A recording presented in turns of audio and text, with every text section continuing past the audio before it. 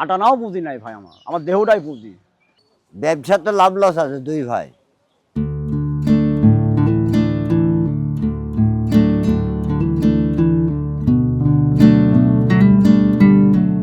হয়তো ওই সময় মানুষের গৃহস্থের কাম করেছি, গৃহস্থের কাম করেছি, কাম করে যায়, তোমার কাম করে যায়, বেগ হাতে গেলে বাজার করে নিয়ে আসি, ছেলেপেলে খাওয়াবো, তুমি বাজার দেওয়ার টাকা দিচ্ছ না, তোমার বাজার করে নিয়ে আসি, তুমি বাড়ি পাঠাচ্ছ বাড়ি, আর আমার বাজার করার টাকা হচ্ছে না, আমার কাজের টাকা দিচ্ছ না, কানতে কানতে বাড়ি চলে আসছো না, আসি সেদিন তোবা করছে না মানুষের কাজে যাবো না।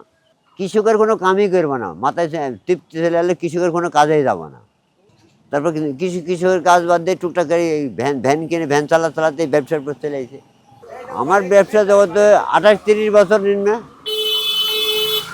এরপর থেকে ধরেন আপনি কৃষক, আপনি আবাদ করছেন, আমাকে ফোন নাম্বার দিচ্ছেন, আমি জমি দেখতেছি, ঘাস কিনতেছি, কিনে কাটিয়ে নিয়ে আসতেছি, যে বাজার ধরে গ্রামের ফুল বেশি। তখন লালপুর থানা আমাদের 6টা-7টা লোক ঘাস বেচত, আর এখন মানে 2-4 হাজার হয়ে গেছে। ঘাসের জাত নিপিয়ার এক জাত, কামাইন এক জাত, ধন্দি এক জাত, তারপরে ইন্ডিয়ান জব আছে, দেশি নিপিয়ার আছে। চাহিদা এখন হাইব্রিড নিপিয়ারের চাহিদা বেশি। মাসে 60,000 টাকা ঘাস বিক্রি হবে, 2,000 টাকা। ব্যবসা তো লাভ লস আছে দুই ভাই। কোনোদিন 10 টাকা হবে, কোনোদিন 3 টাকা হবে, কোনোদিন 2 টাকা হবে, কোনোদিন হবে না। ঘাস চাষ পয়লা মনে করেন আমি পুকুরে মাছ চাষ করছি, মাছ চাষ করতে করতে আমের ব্যবসা যাই, আমের ব্যবসা করতে করতে আমের ব্যবসাতে মায়ের খাওয়া যায়, আমের ব্যবসা যদি মায়ের খাওয়া যায় তখন আমার পুঁজি হারা যায়, মানে পুঁজি শেষ। বলছি যে আমের ব্যবসাতে লস খাওয়া পরে ঘাসের ব্যবসা থাকি।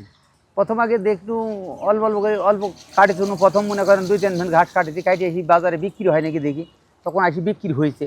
যখন বিক্রি হয়েছে তখন আস্তে আস্তে আস্তে এই জিনিসটা আপনাদের বাড়া দিচ্ছি, ব্যবসাটা জোরদার করেছি। তখন মানুষ পয়লা 2-3টি খাটাতো, পরে 8-10 টাকার মানুষ খাটাই। আমি হাইব্রিড কাঞ্চন বলে নাকি হাইব্রিড, তারপরে আপনার দেশালে যে লিপিয়ার, এগুলি চাষ করি। শীতের সময় জব ঘাস চাষ করি, তারপরে কামান চাষ করি।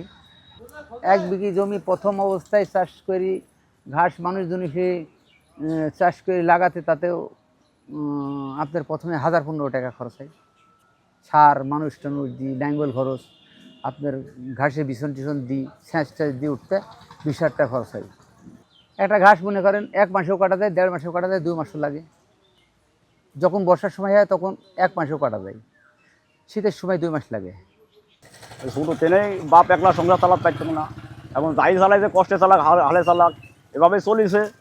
যখন তাই জানেন হুড়ি খেয়ে ঘাস বেচা শুরু করেছি, তখন তাই মনে করেন যে একটু বাপ একটু আরাম পাইছে। তো এখনও আল্লাহর রহমতে বিয়া শাদি করে মনে করে ঘাসে পুড়িয়ে আসি। আটানাও পুঁজি নাই ভাই, আমার দেহটাই পুঁজি, দেহ আর হাসি, এই হচ্ছে পুঁজি।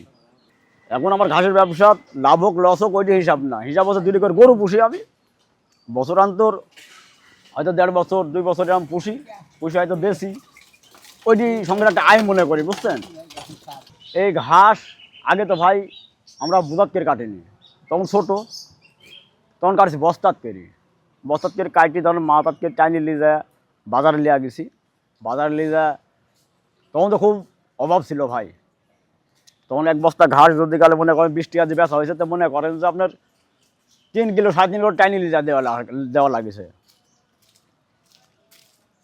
আর এখন তো মনে করেন ঘাস বেচা হচ্ছে ভদ্রতা, টানতে পারবো না, লিলে লেও না লিলে না লেও।